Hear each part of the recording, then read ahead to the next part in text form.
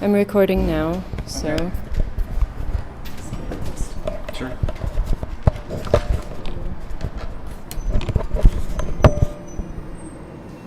So, I met you before, and you spoke about real estate. I found it really interesting. In architecture, we talk about the built environment and as everything that's been shaped by human hands in the landscape, from the restored river to condos to single-family homes to the sidewalk itself. Right. And I was wondering how you could tell me how your idea of real estate is similar or dissimilar, especially in terms of caring about the built landscape as this shared or individual, private or public place. I think there are a variety of things that make real estate compelling to me, and I think one of them is the universality of real estate. Architects have a tendency to think about the built environment based upon training. You know, how do you create specifications to allow the construction of something? How do you design something for how it will look in the environment? That really is built environment, not real estate in the way that I think about it. The way that I think about real estate has to involve the user, and the user doesn't have to be the person sitting in the space and the consumer of the space. It's also the folks that interact with that piece of built environment over time. So if I build a building somewhere, if I develop a building like my building in Shorewood, if you go into Altera and buy a coffee, you are a user of that space. If you're a neighbor on a walk with your dog or your kid and you're walking around the block, you're also interacting with that building. And everywhere I go, because of the nature of my field, my wife would suggest that conversations move toward real estate because I control the conversation and I want it to go that direction. But I think interestingly, as opposed to a lot of other professions, architecture included, people have this natural belief that they understand real estate. They interact with it every single day. They leave a piece of real estate wherever they live. They use real estate to get to wherever they're going, and then they use real estate again. And it's so fundamental in their lives that they feel comfortable having a conversation about it. They have opinions about whether a new development is appropriate or inappropriate. They have notions as to whether municipalities should do certain things like provide TIFs to Northwestern Mutual Life in order to facilitate financing and facilitate development. But for me, when I look at real estate, I try to have at least a couple of primary considerations, not just financial return, which is a traditional developer approach to, how do we make real estate work, but also whether there's a community return. And that community return, in many respects, has to do with all of the non-resident users of the real estate. So not the office tenant themselves, not the apartment dweller, not the store owner, but the people who aren't using the space but interact with the building and interact with the built environment. And how do you respect the stakes they have in that? Or how do you? Well, I think it's context.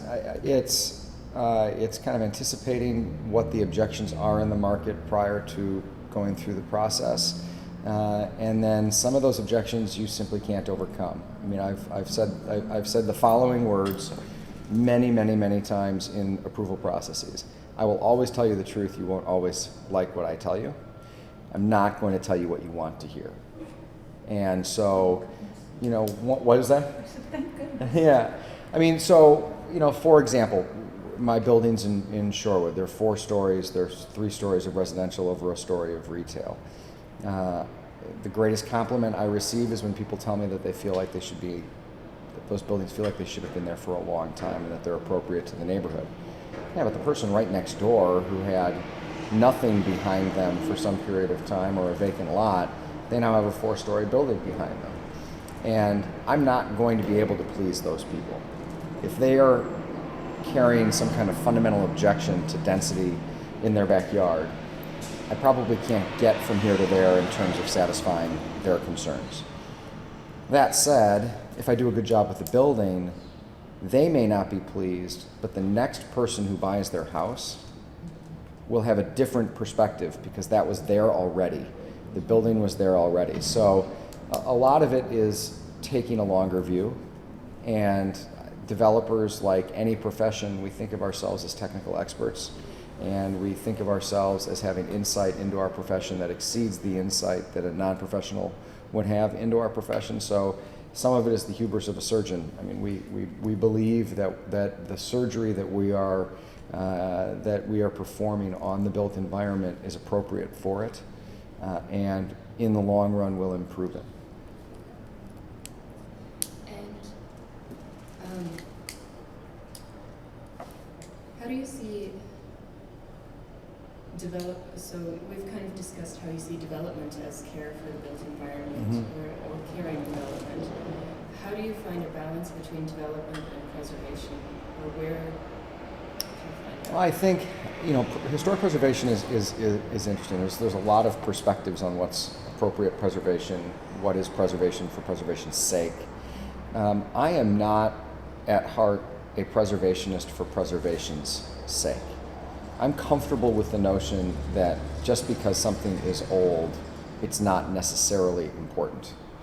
And what I believe is that when given context of the community, and when given the context of kind of a broader built environment, and what is it that we draw identity from as a broader community, there are buildings that absolutely must be saved.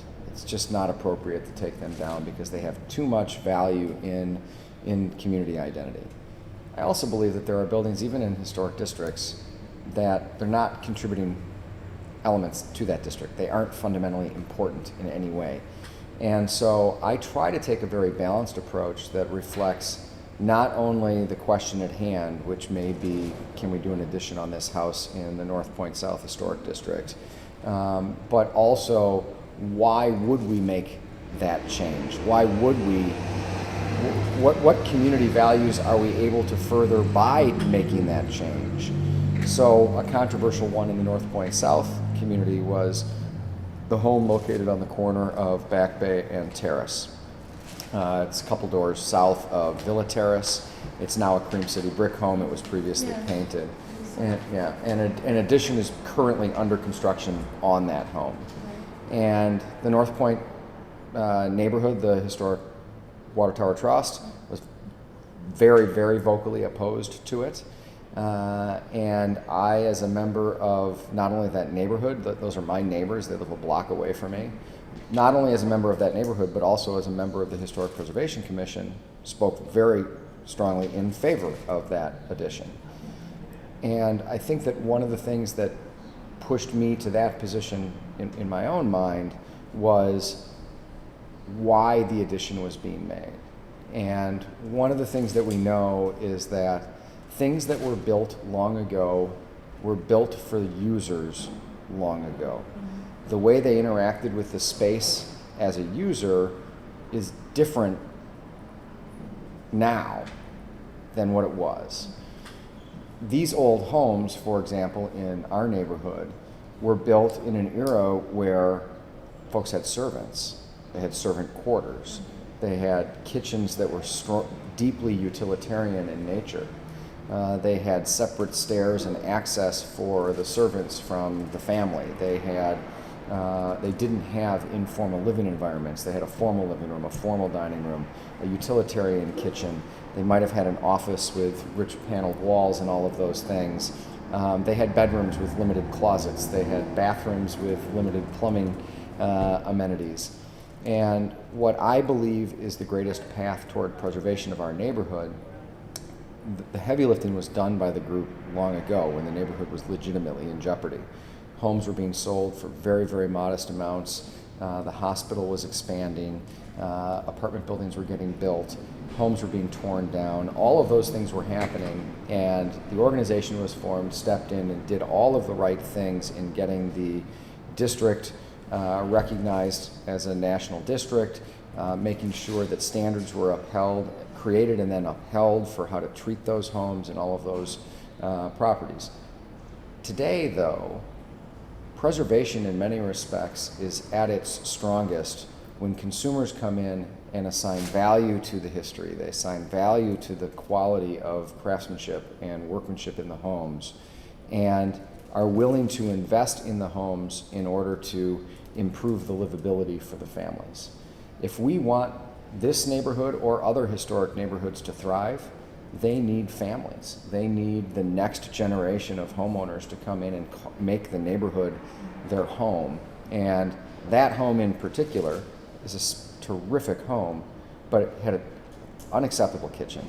It didn't have an informal living environment. It was extremely hard to contemplate how you would use that home effectively to raise your children and live the way people live today. And the addition that they were making, and that they're making right now, solved for those issues using the highest quality materials, using an incredibly well contemplated and effective design. It went through the process with historic preservation such that Paul Jakubowicz and staff had the ability to influence decisions that were being made by the architect. And for me, saying no because it's a historic district is a short-sighted decision based upon preservationist policy rather than preservationist philosophy. And I just don't like to, I do not feel comfortable equivocating policy and philosophy unless the policy accurately and appropriately reflects the philosophy of the objectives that the community has today. One last question before we shift to Downer Avenue questions. We've been drawing a few homes in North Point South, or North Point South, and a lot of them have been at one point in time divided into multiple units. Yeah. And either come back together or they're still multiple units. Right. And so from the sidewalk, you really can't tell when it's a multifamily unit. Right. How do you have an opinion on whether multifamily units are appropriate for? Well, I'm comfortable. I'm very comfortable with multifamily units. I mean, my house is single family. Across the street from me, on the northeast corner of Ivanhoe and Lake, is a large home. It's a 3-family. Wendy and Peter Slocum on the northwest corner of Wyoming and Terrace. That home was basically a rooming house prior to their truly remarkable rehab of that house. I think that one of the challenges that we have is that the size of the homes necessarily results in a purchase price that can be very complicated. And I think that for me, I don't have any problem with rental as a home, as a living environment versus ownership. I think that people should live in nice places and have a quality community in which they can live. And I think that rentals are absolutely fine, or sale of units as condominiums. What I think matters most is that there's a stewardship, and folks recognize that they have, they knew going in that they were in a historic district. They bought with an understanding that it's a historic district. They should understand their limitations and why they can't do certain things and why they need to do certain things other ways. But I personally have no concerns whatsoever about those homes being broken into pieces. Just to clarify, what do you mean by stewardship? Well, I think that if you own a historic home or a home in a historic district, you've taken on the responsibility of ensuring that during your ownership, you aren't harming the integrity of the community. And I mean, I think that's just a baseline community obligation. No matter where you live, there's a sense of stewardship that goes along with it. But whereas in a cul-de-sac community or a suburb that has no standards, you can paint your house fuchsia if you want to paint your house. If you've got terrible taste and that's what you want to do, you can paint your house fuchsia. In a historic district, there are reasons why you can't paint your house fuchsia. And I think that accepting that and understanding that is one thing. Adopting it as a philosophy of why we do certain things to our homes, it's that crossover where you adopt stewardship as an ethos.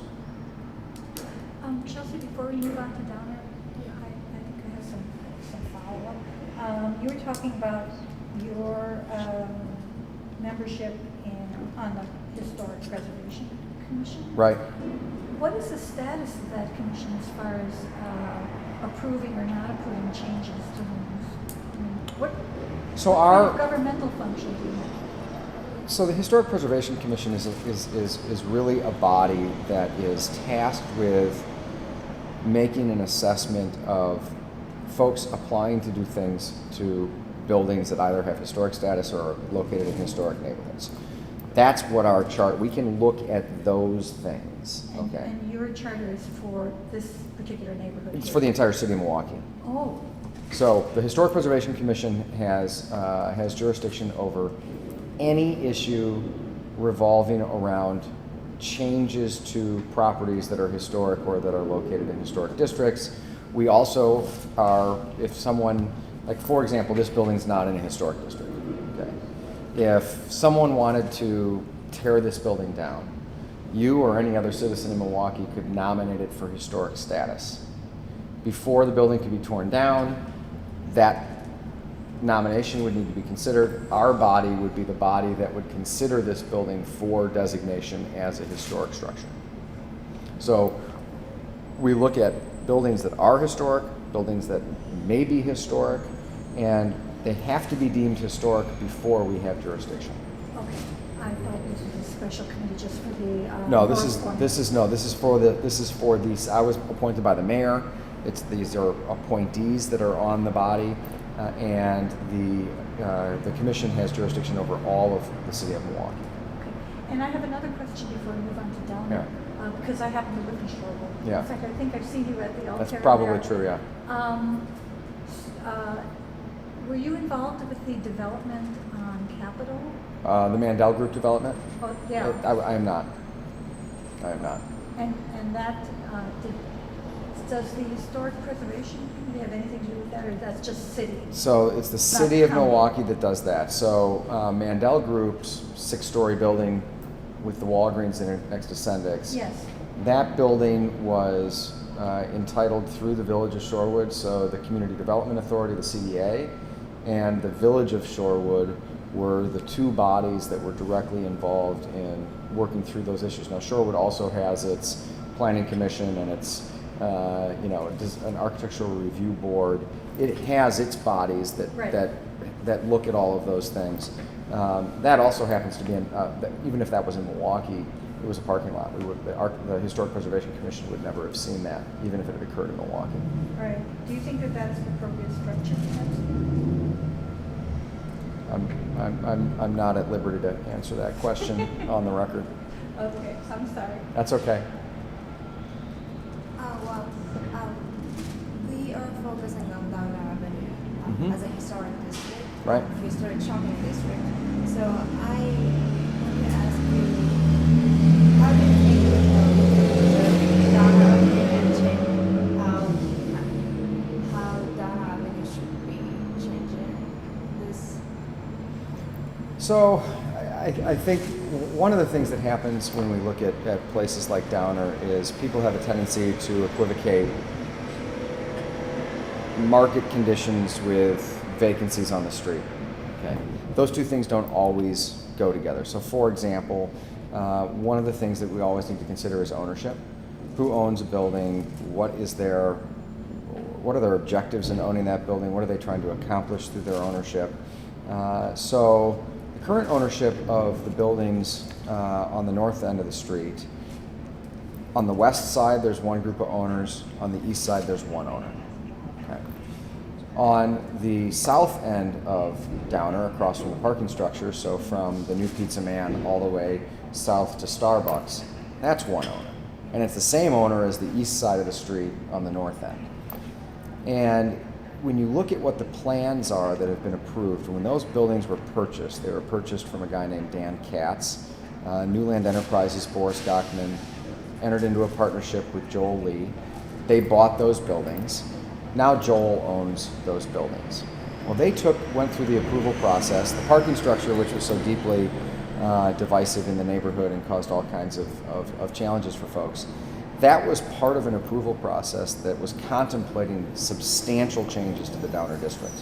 There's a boutique hotel planned for above the vacant storefronts on the south end of the street. There's a 92-unit apartment tower planned for, Stoll, behind the Starbucks in that vacant lot. There is a 30 to 40 unit 6-story building that will be built, potentially soon on the north end of the street at where the Associated Bank and the Associated Bank parking lot are across from Sendik's. Those changes and the planning for those changes requires this very long look at time and what do you do in the interim while you're still doing those things. If the hotel is going to happen, and let's assume it is going to happen, they can't really afford to lease those substantial vacancies on the ground floor north of Starbucks or Boswell Books, the old Chancery and Einstein Bagels and Time to Kill. They can't lease those because as soon as they give somebody a leasehold interest there, they can't disrupt that. So there are challenges in thinking about why things are what they are versus what could things be when they are that. Now, looking forward, I think that what the Downer District needs to have is, one, rental rates that support the businesses that you want to have there. Two, What does that mean?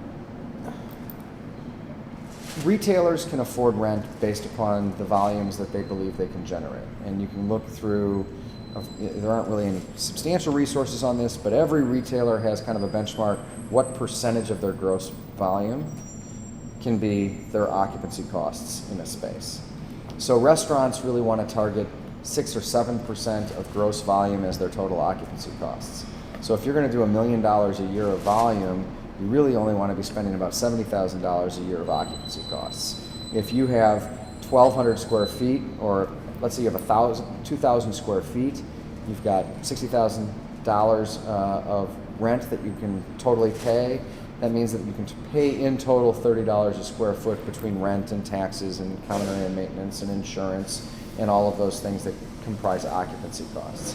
If you go higher than that, or if your volume goes lower than that, your business is in jeopardy. So every different kind of retailer, whether it be a soft goods retailer like Olive Organic, or whether it be a consumer product like glasses at Optics, every one of those folks has some benchmark that they need to hit in order to have a vibrant business where the rent structure isn't contributing to poor financial performance. Business sustaining rents are rents that facilitate the businesses of the tenants you'd like to have there. So if you want Subway, your rents can be higher. If you want a dynamic local delicatessen sandwich place, your rents are going to be something different than if they're Subway. So one of the things that I think should happen in all shopping districts, whether it be a strip mall in the suburbs or a main street in a small town or Downer Avenue here in Milwaukee, is tenanting strategy. What do you want on the street? What is it supposed to feel like? Is it national tenants and we want Anthropologie and we want high-end national clothing stores, or do we want H&R Block and national credit financial services providers, or do we want local retail? Now, they've done a good job with local retail, particularly on the north end of that street.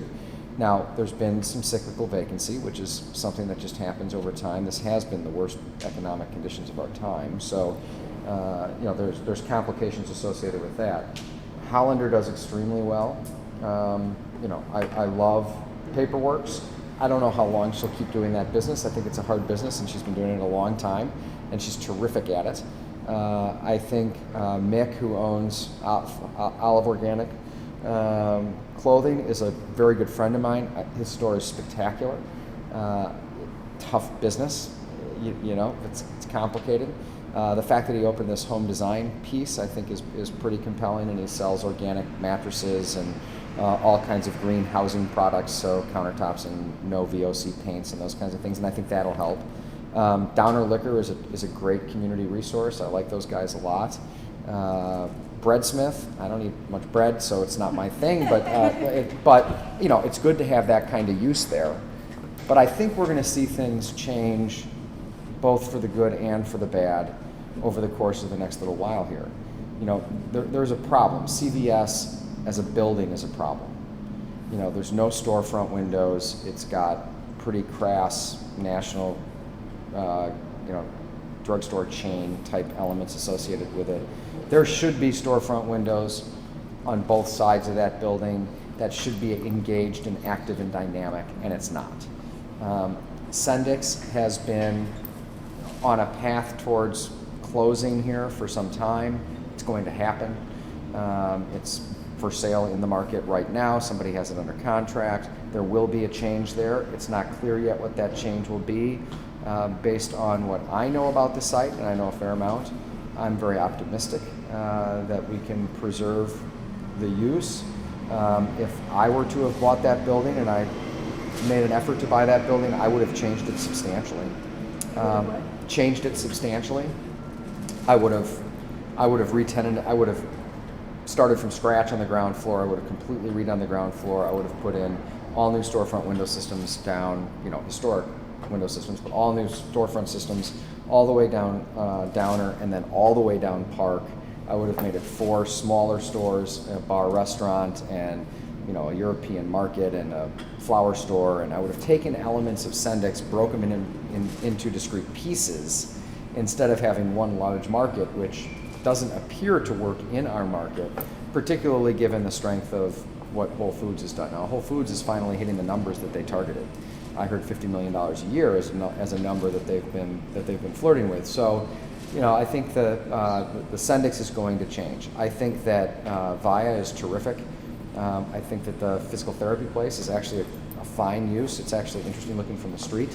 I think the original Pancake House is a fine use, but the building was more interesting when it was the coffee trader than what it is right now. But I don't think that's going to change. I mean, I think there's a level of stability there. And I think the real question for me with Downer is how much do we really want it to change? As a community, why do we want it to change, and what really do we want to change? I mean, I think most people look at Downer and they have concerns about tenancy. They aren't looking at other than the parking structure. It's not the built environment that gives people pause on Downer. That's not what people are really talking about. What people are really talking about is why isn't it full? Why isn't it dynamic? Why isn't it vibrant? Why isn't it a place where everybody goes? Like, how could that not be a successful shopping district? Well, I think some of it's by design right now. And it's just hard to explain that to the market. Could you talk more about the hotels and the future changes that are planned for that, and whether you think they are appropriate? Well, I think they're appropriate. I mean, I'm an urbanist. I'm not a new urbanist. I'm an urbanist, and I think that density is really important. And I think that the closer you are to the central business district, the more dense you should expect your community to be. Because there's a great book that you all should read. It's called The Great Inversion. It's by a guy named Alan Ehrenholt. It's a very, very good book looking at kind of patterns of development and why things are doing what they're doing.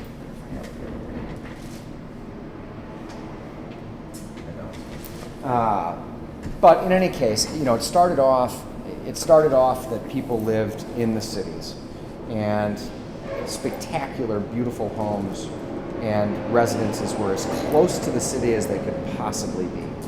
So Grand Avenue, West Wisconsin Avenue now, this neighborhood, these were the first neighborhoods built, right? I mean, Shorewood and Whitefish Bay are new compared to those communities. So we get to the Great Depression. All of a sudden, there aren't resources in the cities to maintain the cities the way that they used to. Infrastructure starts to crumble. Building owners can't afford to maintain their buildings. And so we start to have urban decay. Then you go World War II.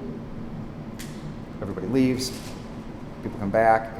But even prior to World War II, as part of the CCC and the things that FDR was doing, all of a sudden there was this commitment to infrastructure improvements on a much broader scale across the country. So the national park system and the beginnings of the freeway system and all of these things.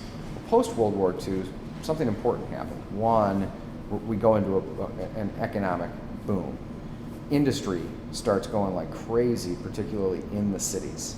Milwaukee is booming, right? Our population is growing, everything's going right. Well, the cities became very rapidly an unfriendly place for the affluent. And what happened was there was more pollution, there were more people, there were more problems.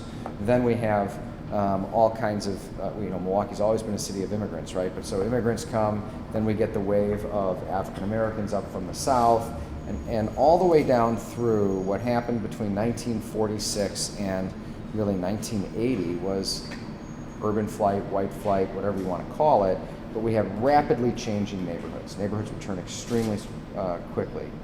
So affluence moved farther and farther away. Land values got higher farther away from the city as opposed to close in.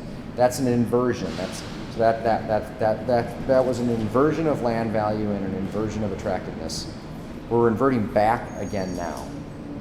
And we're seeing the Third Ward and the Near East Side here and a bunch of these urban communities all of a sudden have substantially more value again than they had previously.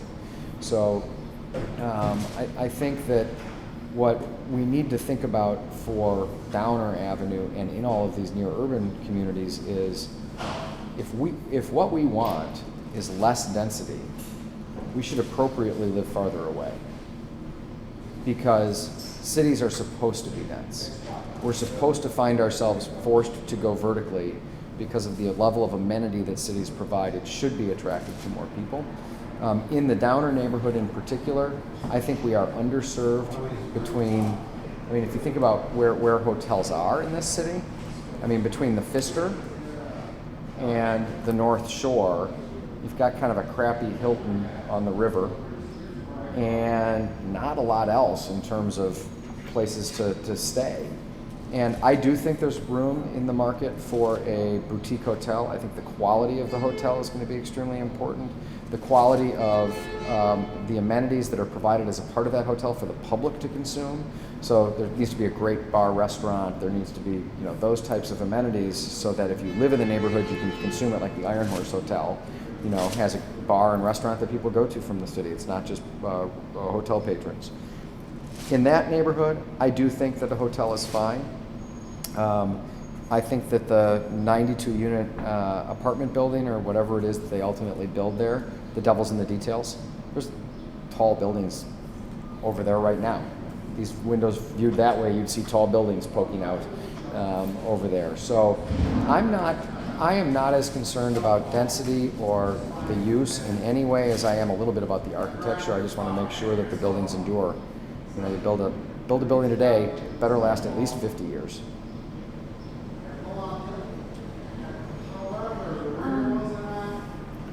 The development that's just near the Downer Theater, there's something going on there right now. Some construction on that same block as the Downer Theater, just north of it. Oh, that's Pizza Man. Yeah, Matt Rinka Chung is the architect. Joel Lee is the owner, and they're doing I can find the renderings. They're doing a comprehensive rehab of that space to allow for Pizza Man to go in. What do you think of that? Oh, it's great. As a tenant? Oh, it's great. That's perfect use. Pizza Man was an icon in the community, and they did have good pizza. Oh, that was the one that was burned down Yeah. here. Yeah. Okay. I thought maybe that was a national chain. No. It's the locals. It's Pizza Man. Oh, okay. They're perfect. Are you able to speak freely about the garage parking structure? Sure. I don't know a lot about it. Uh-huh. Make assumptions about why it wasn't welcomed, but can you tell us briefly about the garage and your opinion of it? Or Well, I think the site should have been a hotel or another use. So first, I don't think that's not where I would have put the garage. Okay, so now let's assume that I don't get to have that wish. It's going to be a garage. When a large-scale project starts with a piece of infrastructure, and then the project doesn't happen, you're stuck with the infrastructure without the context that defined it as part of a broader plan. I think in the future we need to think about what that means. You know, we missed the opportunity to think, okay, if the garage is the only building that happens in this large plan, is the garage okay? And I think the answer today would be no, that garage is not okay, absent the context of other things that might have gone along with it. I also think that garages are not attractive just as a baseline. So you have to pick what form of unattractive you want. And I think that the kind of modern vernacular of that garage unfortunately stands out in that neighborhood more than it would in others. Now, I am all for a stark juxtaposition of the modern with the old. I would personally much rather see super contemporary buildings built in historic districts than have look-alike, wannabe, matchy-matchy type pseudo-historical buildings built in those districts. If you want to allow history to shine, juxtapose against it. And I really strongly believe that. And I think that the parking structure notionally was trying to do that. It didn't want to try to just blend in and be something like on the street. I just don't know that you can get there with a parking structure. I mean, short of some really innovative, expensive things that you could do, I don't know how you make that particularly attractive as a modern design form. Fill me in a little bit. Was it designed as was it supposed to be a? It's a parking structure. A parking structure right from the beginning, or Yeah. was it supposed to be part of something else? Well, the hotel was going to get built. It was going to be support parking for the hotel. Okay. So, and the design of the hotel, I think, there was a preliminary design, I think, approved. I don't remember what it looked like exactly, but they were going to take a somewhat more contemporary approach to what that hotel would look like. So then that would have been juxtaposed against the parking structure, and there would have been kind of a blend across the street. The challenge for me was that the process was complicated by any number of factors, most of which were totally appropriate. Neighbors very upset about a parking garage going up right behind them. Neighbors upset about whether a parking garage was even an appropriate use. Now, while I might not have put the garage there, I absolutely believe that there needed to be parking for the community. Personally, I would have liked to have seen it on where the apartment building is going to go behind, but now they're going to put an apartment building there as part of it. So that spot wasn't available as well. So there was this whole trickle, you throw the rock in the pond and you try to figure out where the ripples go, but if somebody else throws a rock in the pond, you got to figure out where those intersections are and work with the turbulence that's there. And I think, it ended up where it is for a reason. I mean, if you were to ask anyone in that neighborhood, they would say, well, why didn't they build the University Club Tower parking garage, which was essentially precast panels with brick and, looks like an older building. Well, that's an enclosed garage. It doesn't have the openings, so it's fully ventilated, and it's a much more expensive structure, and it's part of a $100 million building. I mean, there's a lot of things that go along with why parking structures look the way they do. I don't know how you can put lipstick on that at this point. I look at it. Can you build up on it?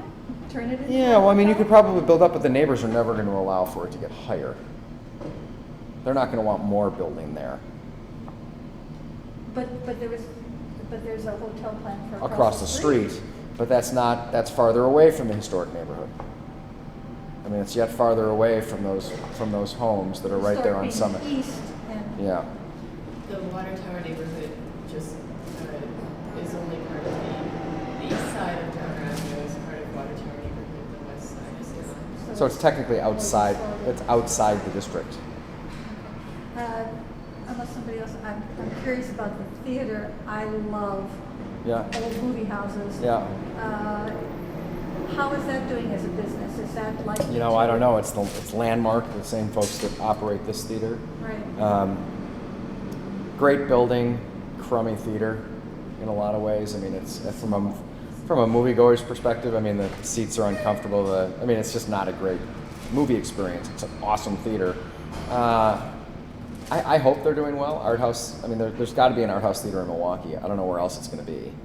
So, I mean, I think that they've got all kinds of history on their side in terms of it being a viable spot for it. I don't know the economics of that business. I don't have contacts. Yeah. No, I'm interested. I just don't. You sell tickets. I don't even know what it, like. I don't know what it costs them to get, Chocolat for a run when it's released. I don't even know what that costs. Does it cost them $2,500 to have the film and to be able to show it, and then how many tickets do they need to sell in order? I literally don't know how that works. Do you know who the owner is? Well, Landmark. It's a Landmark is a chain. Oh, it's a chain. Yeah. Do you have any projects on Downer Avenue? I don't. Just curious. No. I try to stay abreast of what's happening on Downer Avenue because I'm in the neighborhood, but I don't have any projects, and I know pretty well who's doing what where. But Downer's short. It's 2 blocks long. Very short. But what people don't realize is that Silver Spring and Whitefish Bay is actually pretty short too. It's only 3 blocks long. It ends at St. Monica, practically speaking. Oakland's a much longer district than Shorewood, than either of those two. Sorry, I stole your chair. And may we know your home address? 2237 North Lake Drive. We're going to be there this afternoon. Not there, but right next door. We're doing a house or something right around there. 2200 block of Lake Drive. There's two 2200 blocks. Which house are you doing? I'm going to be photo documenting the Blatz Mansion, and yesterday we were at 2225 North Lake Drive, one of Randy's properties. Oh. I forget the tenant's name, Greg. 2225 is between Kenilworth. It's between Kenilworth and Wyoming. It's the southwest corner of. Yeah, and I don't keep track of all it, but it's the southwest corner of Kenilworth, or of Ivanhoe and Lake. Yeah, that's 2 doors south of me. I'm 1 in from the corner, going north from there. I'm a brick house painted gray. Really needs to be painted again. So we focused in this interview on you as a developer and as a resident of Watertown. Mm-hmm. We would be interested in that, but I think your knowledge as a developer has been most helpful to us. Sure. So, thank you.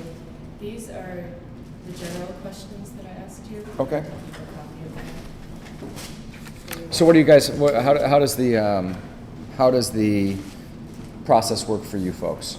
This is a project you're getting credit for, right? Yes, she Yes. is getting some credit. She and I are both in the PhD program. Right. Fran is a Community gracious volunteer. Yeah. Yeah. doing this in your own time. Mm-hmm. There's some interest, which is great. So this is going to lead to what? The first week we're drawing homes and we're learning about architecture history and history of the neighborhood by drawing these homes and how they were changed. As I said, the division of one unit in a single family home into. Well, like my house was a bed and breakfast. Wow. People did a lot of things to figure out how to own these homes. So that's one of the things we've been learning over and over in some of these properties. And another thing we've learned a lot about is the servant spaces, the hidden infrastructure of the home. And so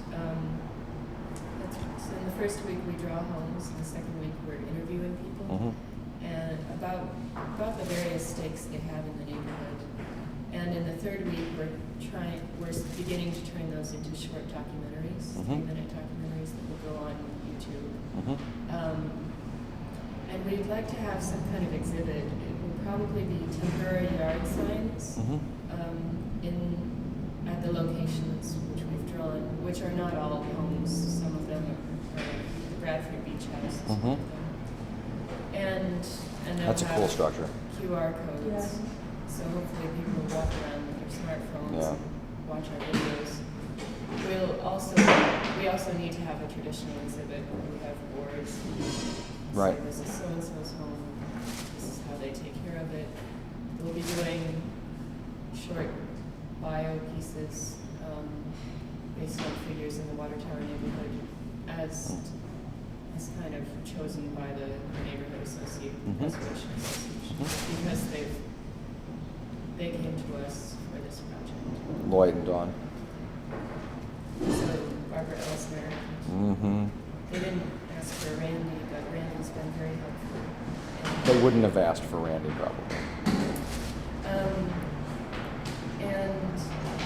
And so as we do this process, different stories emerge. A story about development on Downer, or what Downer, the values at stake in development, or development as stewardship. We'll see how that story evolves. But those are the kind of stories we'd like to tell. And we'd like to create a website where people upload their own stories to, whether it's just a voice recording or they make a movie. Sure. Or write a paragraph or put pictures. I like it. And Regent, my professor, has a 5-year plan. He wants to follow North Avenue out, beginning here because we were able to find a bit of funding, and then Washington Park, and on to Sherman Park with the same kind of overall question: how do you care for your neighborhood?